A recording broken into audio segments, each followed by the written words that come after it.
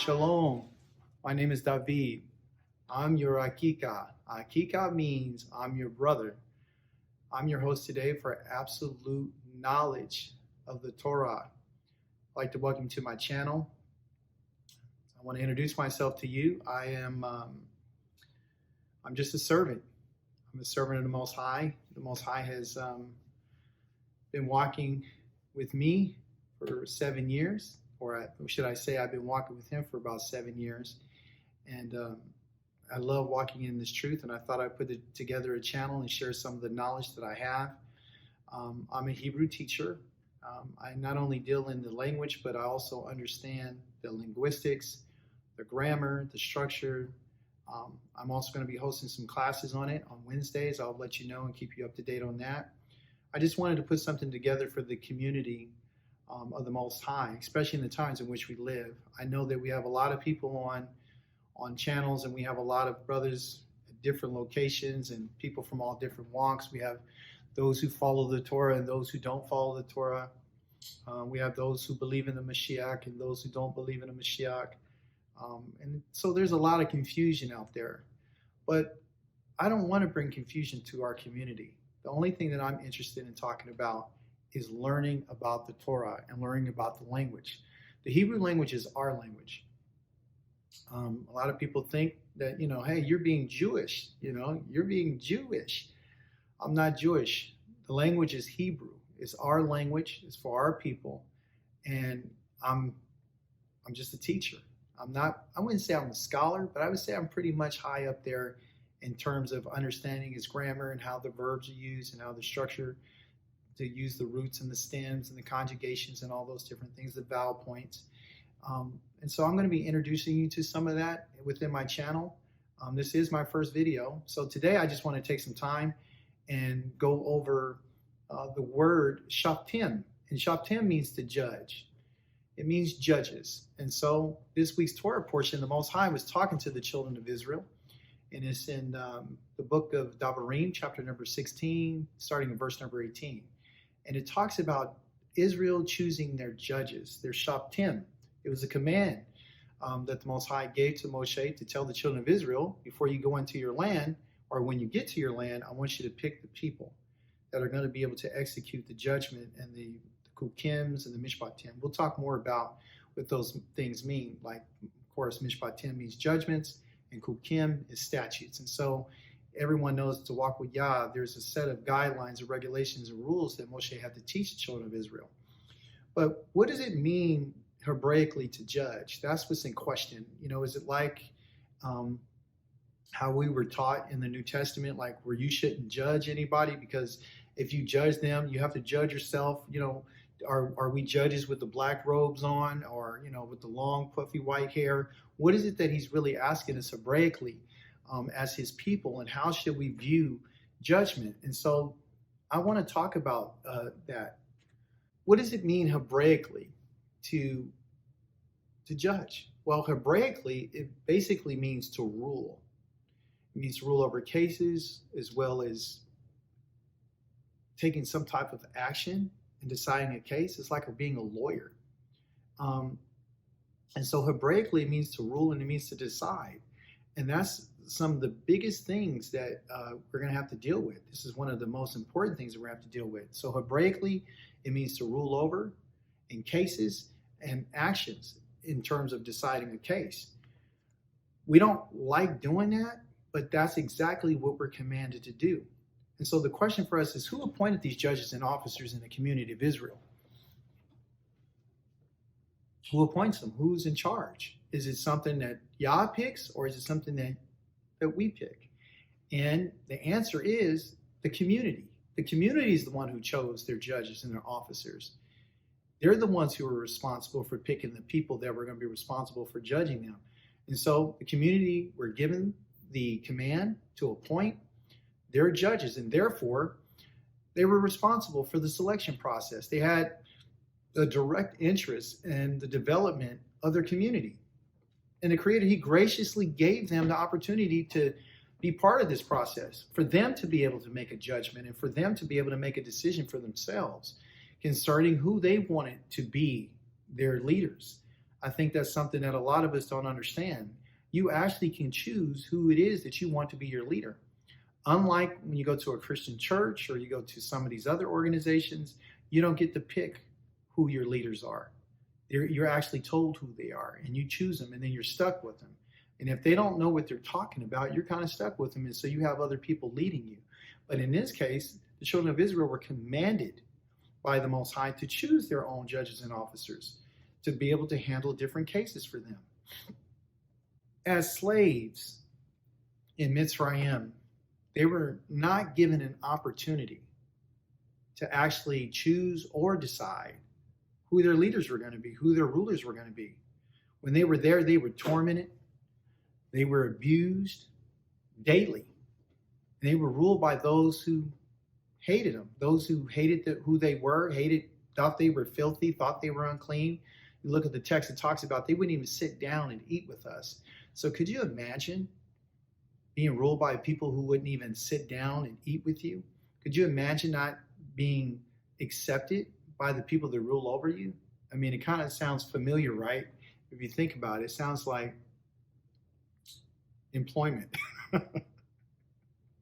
It sounds like your job. You know, your boss won't sit down and eat with you because they figure if they sit down and eat with you, you're going to try to leverage them, or you're going to find out how much money they make and how much money you don't make. That's how it is. But to get serious, they never received justice from their rulers. They didn't have anybody to advocate for them.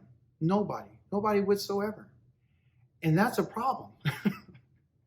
When we're among people who are not able to advocate for us or to give us some sense of right or some type of justice or to look on our behalf or to help us solve problems or figure things out, that could be a real problem.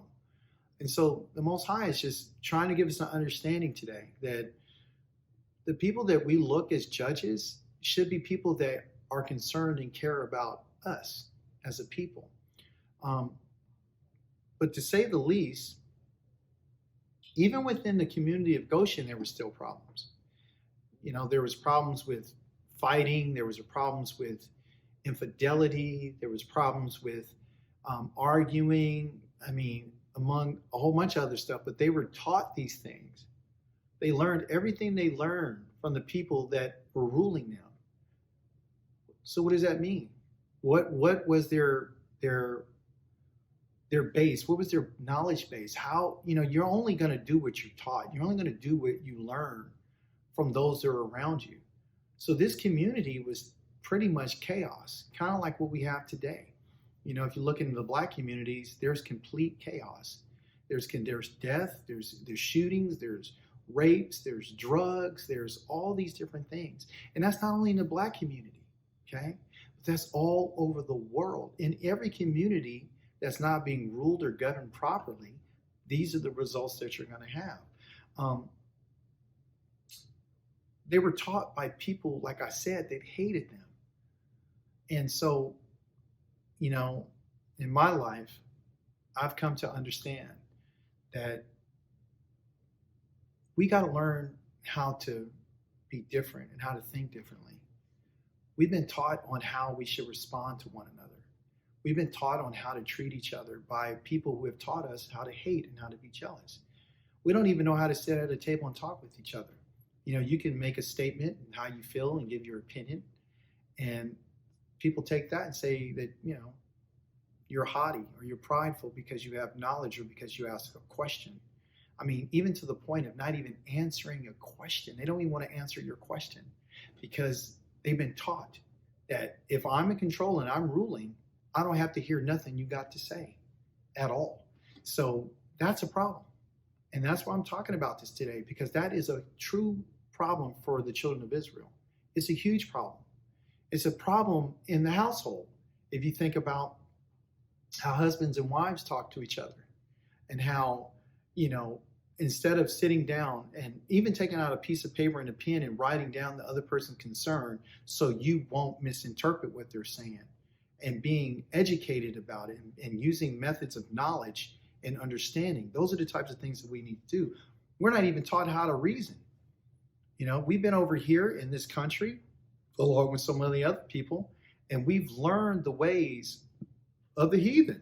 We've learned about their Christmas trees. We learned about their holidays. We learned how to even talk to our kids. The discipline that we do is just way off base. We're not doing discipline. We're doing abuse. That's what we were taught. We were abused, so therefore we do abuse. And it's not only physical, it's actually verbal. How we demean and we talk. We're not looking to educate. We're not looking to further the growth and the development of our children. Judgment starts in our own selves. It starts in our own heart and who we are. That's the only part I wanted to talk about, that word shaftim. It's just a rule. Another point that I want to make in this video is to talk about what it means in judgment. There was a part in the Torah that talked about showing favoritism. And, a lot of us have a problem with that. Some of us like people better than others, for whatever reason, based on what they look like, or, what their jobs are, or how successful they are, or what kind of car they drive. If you drive a Jaguar or BMW or Mercedes-Benz, they give you preference. People actually respect you a little bit more than when they see you driving Hyundai. So people give you a little bit of more action when you have a little bit more cash. And, you live in a better house than they do. So, they respect you a little bit more. If you own some businesses, obviously you must be wise, or you must be understanding, or you must be a really good person, because of the way you dress, or, how clean shaven you are, or how perfect you are. You guys know what I'm talking about. When you had to go to a job, you had to shave off your beard or your mustache because, the clean cut look is what you were looking for. Otherwise, you wouldn't even be considered. Favoritism is based on showing partiality. It's unfair. It's unfairness. It's having a bias or a prejudice. It's a preconceived notion based on an opinion. It's not even based on reasoning or actual experience. It's not. It's based on what you see with your eyes, or what you heard about somebody. A lot of times we hear things about people, or we see different things, and so we make judgments easy based upon what we're hearing. The Torah makes a reference, interesting enough, to this topic of not showing favoritism. When the Most High says, don't be partial in your judgment. When I give you a judge, the judge and the officer is not supposed to be partial. They're actually supposed to examine every situation. And when you don't examine it, you're going to come up with a wrong conclusion. And so what does examination come through? What is doing an investigation come through? It comes through looking out and seeking out information. What you see with your eyes, what you hear with your ears. And so these are the faculties that the Most High has chosen. You chose what you call your eyes. In Hebrew, it's called ayin and ozen, okay, or ozan, meaning the anayim and the ozanim, right? Your ears have to do with balance. Have you ever heard of your equilibrium? If your equilibrium is off, you fall over. So your ears have a direct connect to that which is balanced. Okay, so one ear is plugged, your equilibrium is going to be off. And so what am I saying? What I'm saying is your ears are supposed to be scales. I'm sorry for moving my whole body. It's supposed to be scales. So what you do is, in order to judge properly, how it says justice is blind? And she wears a little mask. If you look it up online, she has this blindfold over her eyes, and there's the scale, and then it goes to one side or the other, depending on justice has to be equal and has to be balanced. The justice in the scales are your ears. You have to take what you hear with your ears and put it on scales, and you have to balance it out. And the Most High is saying that you and I can't have unequal or unjust scales, meaning our thinking cannot be showing favoritism. There can't be any unfairness. There can't be any partiality. There can't be any prejudice. There can't be any bias. Because if those things exist in you, based on what someone's skin color looks like, based on how rich they are, how poor they are, did you know that the rich man and the poor man both have the same Torah? And the Most High said, I don't care if a poor person comes before you. Don't care about their faces. Don't care what they look like. Because Yah says that when that person comes to you, and he says, don't show partiality, he's actually saying, I don't care what their face looks like. I don't care what their face looks like. I don't care if they look happy. I don't care if they look sad. Please, I'm poor. I'm going through it. I just lost everything. If you are guilty and you broke a crime or committed a crime in Israel, Yah says, I don't care if you're poor. You got the same law that the poor people have is the same law for the rich people. The same law that goes from the king goes to the peasant. The same law for the fatherless is for those with the father. The same law for the stranger is the same law for Israel. Yah is just. He's righteous. The Torah makes a reference to faces, looking at the appearance of someone's face when they come for judgment, which in Hebrew is called the panim, meaning the face. Faces. Yah said, I don't care what their face looks like. I don't care if they're happy, sad, black, white, short, tall, fat, skinny, doesn't matter. What is the Creator trying to show us?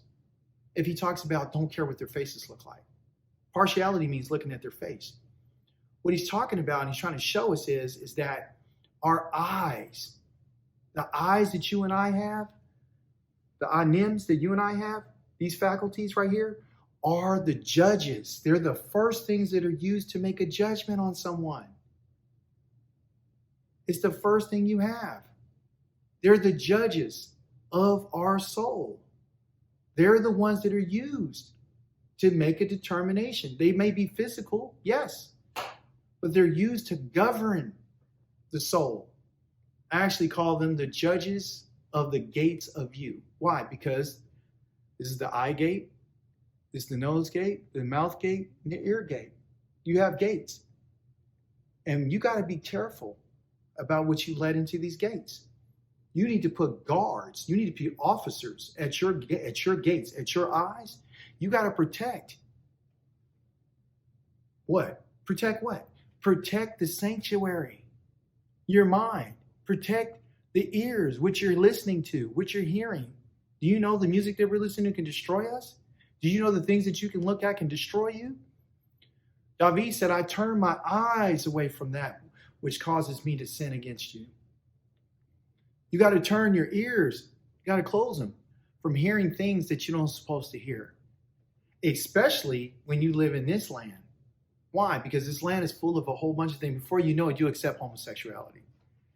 You'll say it's okay. That's just, a family member. They're okay. They're good people. No, they're not. They're an abomination to the Most High. Oh, it's okay to eat pork. Yah says, no, it's not. It's an abomination. You'll say that, two women being with each other, oh, that's sexy. No, it's not. It's an abomination. It's confusion. Yah says you've joined up with a thief, right? How do you join up with a thief? By not saying anything. See? So our people have a problem with justice. The Creator, the Holy One of Israel, is communicating to us that our eyes are the judges of us. And it also gives us an understanding that all of our faculties, everything that we use is supposed to be to guard our souls. This is what he's trying to teach us, that we have to guard our souls. This includes our senses of smell, the taste, the touch, your hearing. We got to guard all of these. These are our gates. I say that the eyes are the most important gates that you're supposed to guard. Why? Well, because the eyes are used for visual examination. They're the ones that give you reasoning and perception. They're used to make distinguishments and to know differences between that which is clean and that which is unclean, to let you know what's old versus new. Why did Yah give them to you? Wow, right? He gave them to you because when you look at the Torah, either you could take the English or you could take the original Hebrew, which one you want. But you're using your eyes to get information so you can make a what? A decision. To make a decision.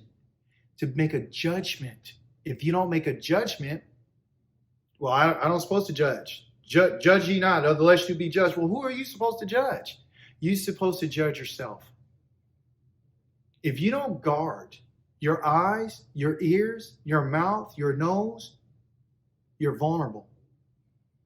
You're vulnerable, and you're not going to be fit to be part of the community. You're not going to be able to render a just judgment.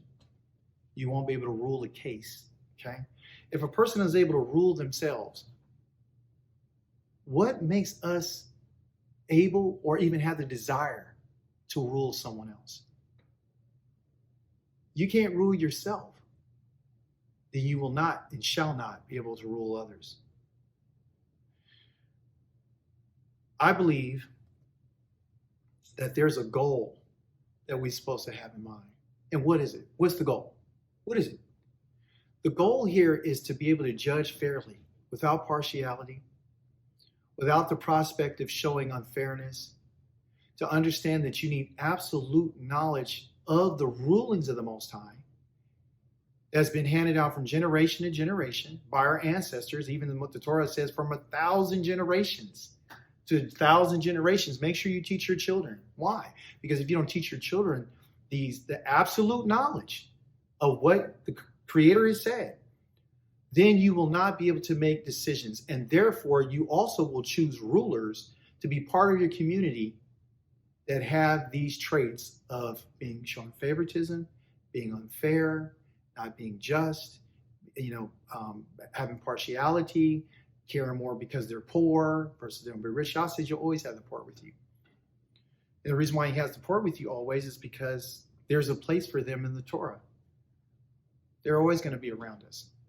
Because if it wasn't, the Most High would have never said if your brother was poor and he needed you, that you'd be able to help him. And as soon as you help him, he'll give praises to the Most High. But again, we are commanded to guard Yahweh's rulings. That's why you need to have your eyes right, and you need to have your ears right, and you need to put your guards up. It's okay. It's okay to be full of absolute knowledge. It's not prideful to have knowledge. It's actually very smart to have knowledge. It's okay to read and study. That's what it's okay for, because Yahweh's people are not stupid people. They're really smart people, right? He said, my people perish for what? For the lack of knowledge. Not the lack of the Spirit, not the lack of wisdom. My people perish because they don't know how I work. They lack knowledge. And how is knowledge? According to the Hebrew, it has to do with your eyes. It has to do with visual observation. I want to thank you for sharing your day with me today, for this brief moment that we had. I'd like for you to like, share, and subscribe. And also, to make a comment below. I'm always open for comments. I know some people turn their channel off. They don't want to hear any comments. But I'm not here to do that. I'm here to learn. I'm with you. I'm here to learn. I'm here to take the comments. I'm here for you to make your comments. And if you have any questions, ask me. If I have the answer, I'll give it to you. If I don't, I'll just tell you the truth. I don't have the answer, and I'll try to get the answer for you. Okay? But when I talk about absolute knowledge, and I talk about absolute knowledge of Torah, what it means is that we're striving to know more than what we know. I don't know it all, okay? And neither do you. But we're on this journey together. So, until then, Shalom.